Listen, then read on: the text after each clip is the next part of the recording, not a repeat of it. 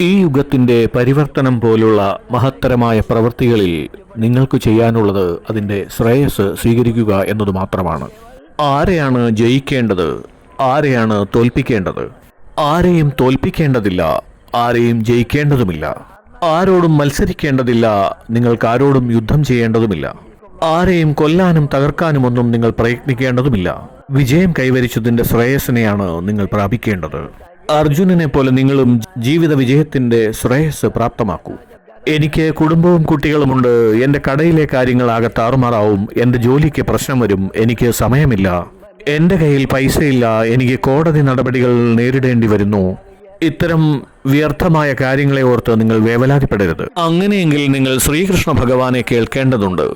ഭഗവത്ഗീതയിൽ അദ്ദേഹം ശാസനാപൂർവം പറയുന്നു, തസ്മാത് യുദ്ധായ യുജസ്വ, ലഡ് ലഡ് ലഡ്. ആവലാദികളുമായി കഴിയുന്നു ഈ ലോകത്ത്. എനിക്ക് ജോലി നഷ്ടപ്പെടുമല്ലോ, എന്റെ കൃഷിയിടങ്ങളെല്ലാം നശിക്കുമല്ലോ, എന്റെ വസ്ത്രവ്യാപാരത്തിൽ തകർച്ച സംഭവിക്കുമല്ലോ. ഇങ്ങനെ അതും ഇതും ചിന്തിച്ച് ആശങ്കപ്പെടാതെ പോരാടാനായി ഇറങ്ങൂ. അപ്പോൾ നിങ്ങളുടെ കാര്യമോ, ആ ഉത്തരവാദിത്തം ഞാൻ ഏറ്റെടുക്കുന്നു.